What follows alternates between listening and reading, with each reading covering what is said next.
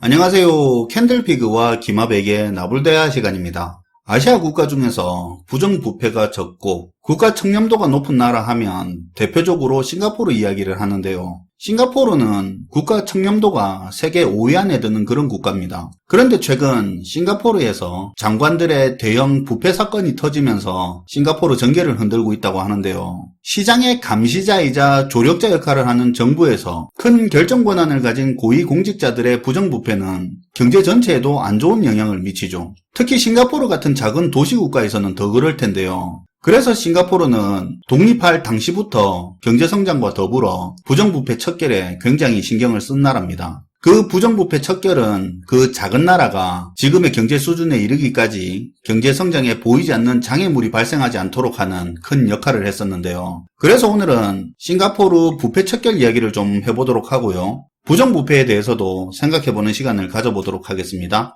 반갑습니다, 김하백님. 네, 안녕하세요. 우선 싱가포르 이야기를 하기 전에 오해하고 듣는 분도 계실 수도 있을 것 같아서 먼저 이야기를 하자면 싱가포르는 우리랑 정치, 사회, 문화적으로 많이 다른 나라입니다. 그래서 오늘 내용이 우리가 싱가포르를 본받자고 하는 이야기가 아니고요. 싱가포르가 청렴도가 높은 건 사실이지만 인권이라든가 언론의 자유 등에서는 문제도 많은 나라입니다. 오늘 하는 싱가포르 얘기는 그냥 이 나라는 어떻게 부정부패를 줄였고 부패를 척결할 수 있었는지 그걸 보는 거라 시청자분들도 같은 관점에서 오늘 얘기를 들어주시면 좋을 것 같아요. 우리랑은 케이스가 많이 다르죠. 네. 아무튼 도시국가 싱가포르는 국제투명성 기구가 발표한 부패인식 지수에서 세계에선 5위 그리고 아시아에선 1위로 굉장히 청렴한 국가로 많이 알려져 있는데요. 그런데 이런 싱가포르이 원래 처음부터 그렇게 청렴하고 도덕적으로 깨끗한 그런 모범 국가는 아니었어요. 싱가포르는 원래 말레이시아의 자치주였는데 1965년에 도시국가로 독립하게 됐고요. 독립 당시만 하더라도 아시아에선 그렇게 주목받지 못하는 여느 가난한 나라처럼 부패가 만연한 그런 국가일 뿐이었습니다. 그런데 그런 싱가포르이 지금은 세계에서 법 집행이 가장 강한 나라이자 아시아에서 최고 청렴한 국가로 발돋움하게 됐습니다. 그럼 싱가포르는 어떻게 해서 청렴한 나라로 변해갈 수 있었을까요? 이유는 싱가포르를 청렴한 국가로 만들겠다는 리콴유라는 한 독재자 개인이 가진 강력한 의지에 의해서 이 모든 게 가능하게 됐습니다. 리콴유는 원래 싱가포르이 말레이시아의 자치주였을 때부터 주 총리를 하다가 1965년에 싱가포르이 독립하게 되면서 초대 총리로 취임하게 되는데요. 나중에 1990년까지 장기 집권을 하게 됩니다. 그러니까 싱가포르가 독립하기 전부터 31년간 최고 권력자였던 거예요. 총리로만 치자면 1990년까지 한 건 맞는데 리콴유는 총리 퇴임 이후에도 선임장관, 고문장관 같은 그런 직위를 유지하면서 2011년까지 싱가포르 전개에 큰 영향력을 행사했었죠. 그게 또 가능했던 게 2004년 이후로 그 사람 장남이 총리로 지금까지 있잖아요. 그쵸. 이 사람이 2015년에 사망했는데 2011년까지 진짜 징하게 오래 하기는 했어요. 독재자에다가 이런 독재자가 정치를 오랜 기간 해버리니까 결코 좋게 볼 수가 없는데 그래도 리콴유가 인정받고 있는 건 경제성장과 청렴도에서 그 수준을 크게 올렸다는 부분입니다. 아무튼 리콴유는 싱가포르의 부패 없는 국가 건설에 대한 의지가 되게 강했는데요. 부패 척결에 대한 그의 유명한 말이 있습니다. 부패 방지는 선택의 문제가 아니라 국가의 생존 문제라고 하면서 자신의 반부패 정책을 따르지 않는 사람은 모든 수단을 동원해 굴복시켜야 한다고 얘기할 정도였어요. 1960년에는 부패행위 조사국이라는 이 기구의 권한을 강화하려고 강력한 부패방지법을 제정하고 동시에 수사권과 사법권을 모두 이 기구에 부여하게 되고 그리고 혹시나 외압을 넣어서 외부에서 간섭을 못하게 총리 직속기관으로 독립시켜버렸습니다. 자기가 총리고. 그쵸. 그런데 싱가포르의 부패행위 조사국 같은 경우에는 문제가 있어 보이면 공직자뿐만이 아니고요. 민간 부문의 부정행위까지도 다 조사할 수 있게 만들어서 부당이득을 환수할 수 있게 했습니다. 그리고 강력한 수사권을 동원해 부패방지법에 위배되는 어떤 정보가 입수된다거나 혐의가 있는 걸로 보일 때는 영장 없이도 체포할 수 있는 권한을 줬고요. 부패 혐의자의 은행 계좌나 주식 지분, 소득과 지출 내역 등 수사에 필요하다고 판단되면 압수수색까지 다 가능하겠습니다. 와, 근데 이게 진짜 독재 국가니까 가능했던 일이고 또 그렇게 할 수 있으니까 부패도 잡을 수 있었네요. 네. 게다가 1989년에는 부패재산 몰수법이라는 법을 통과시켜서 부패 사범들이 획득한 재산을 압류하고 동결할 수 있게도 만들었습니다. 그리고 리콴유는 여기에 더해 지위 고하를 막론하고 모든 공직자의 재산을 공개하도록 했어요. 고위직부터 말단 공직자까지 매년 본인과 배우자 그리고 미성년 자녀의 재산과 투자액 변동 사항을 전부 다 신고해야 했고요. 월급이나 상속 외에 설명 안 되는 돈들은 액수가 적더라도 몰수가 가능하도록 했어요. 그러니까 재산이 증가했다면 그 부분에 대해서 소명을 못하면 몰수네요. 그쵸. 뿐만 아니라 부정부패로 쫓겨난 공무원은 뛰어난 능력이 있더라도 그 직무와 관련된 기업에 취업이 불가능하고 죗값을 치르기 전에는 공소시효도 없었습니다.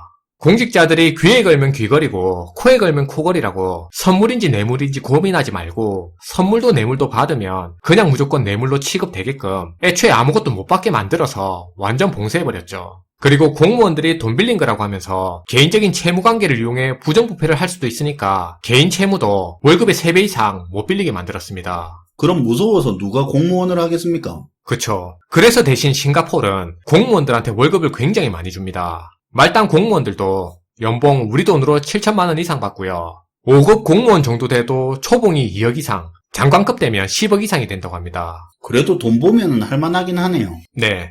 그러다 보니까 공무원도 민간기업 이상의 엘리트들이 모이게 되고요. 하지만 공무원이라 하더라도 정년을 보장하지는 않고 성과주의 인사를 하면서 효율을 추구하고 있어요. 아무튼 이렇게 강력한 법과 제도를 통해서 그리고 엄한 집행으로 공직자들 사이에서 사회적으로 관행화된 부패를 척결하고 부패 방지 시스템을 갖춰가게 된 겁니다.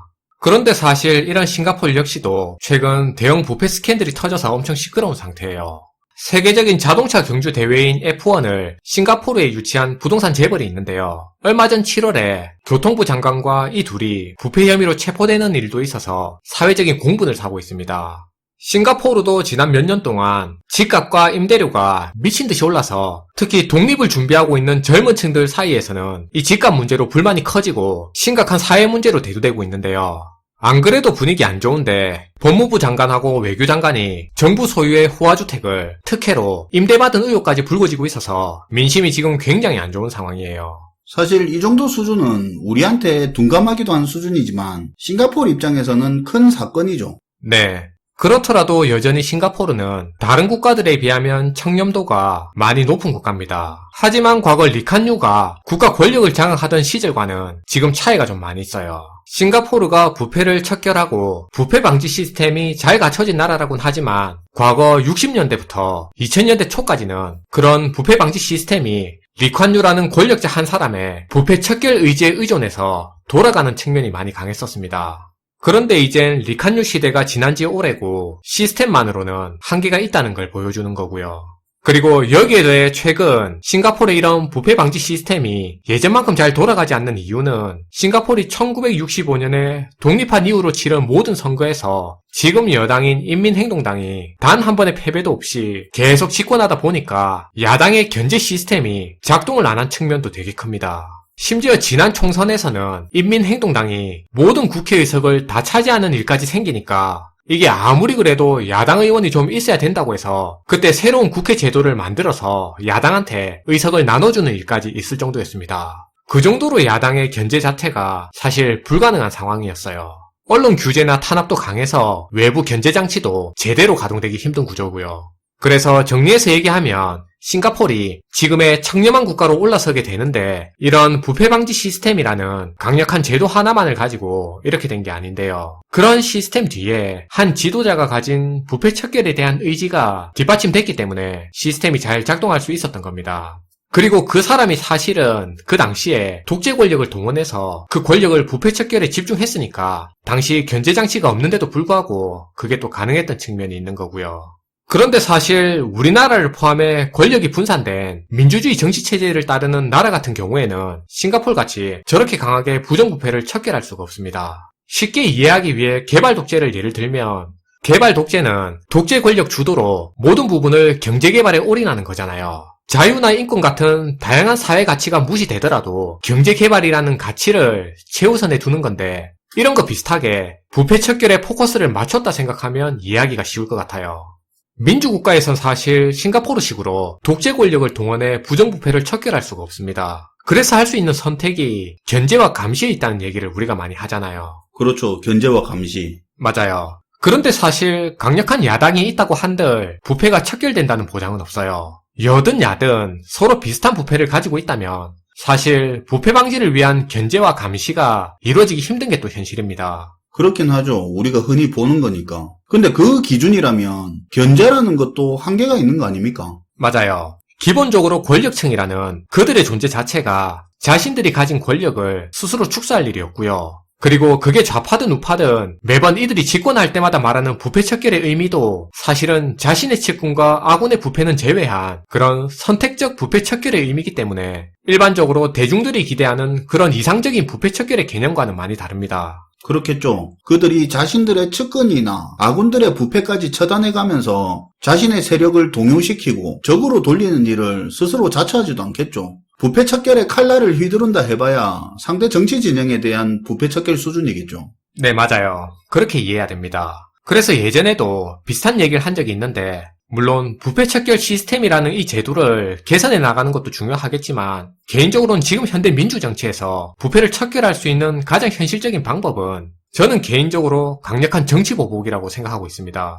정치 보복이요? 네. 정치 권력이라는 게 사실 싫든 좋든 어쨌든 시간이 지나면 돌고 돌게 돼 있잖아요. 그래서 새롭게 들어선 정부가 일단 먼저 상대 진영을 향해서 부패 척결을 하면 상대도 가만히 있진 않을 거니까 나중에 정권이 교체된 뒤엔 정치 보복을 동반한 더 강력한 형태의 부패 척결을 불러오게 만드는 거고 그런 과정이 반복되다 보면 그들 스스로가 상대 진영한테 서로 더 높은 도덕적 눈높이와 더 높은 법적 기준을 요구하면서 견제하게 되는 겁니다. 그렇게 서로가 서로한테 더 높은 도덕적 기준점을 요구하는 정치 보복을 하는 과정에서 나름 정화작용이 일어나고 자체 개혁이 될 수 있다는 생각이고요. 부패 척결 수십 년을 외쳐도 안 되는 거 우리 계속 봐왔는데 현대 민주정치에선 개인적으로 이런 정치 보복 형태가 어차피 제도 개선 자체가 힘들다고 한다면 이게 더 현실적이지 않냐 하는 생각이에요.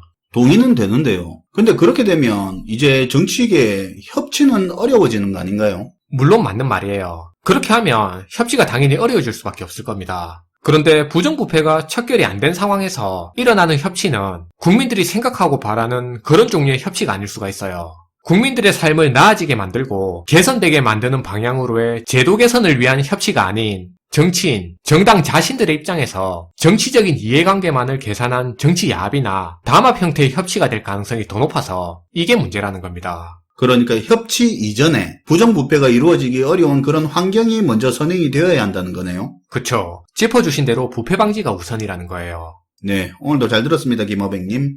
네, 감사합니다. 오늘은 독재 권력을 부패 방지에 활용했던 싱가포르에 대해서 알아봤고요. 민주국가에서는 부패 방지를 위해 견제를 강조하는데 그 견제에 대한 한계도 있다는 걸 이야기를 해봤습니다. 시청해주셔서 감사하고요. 지금까지 나불대화 시간이었습니다.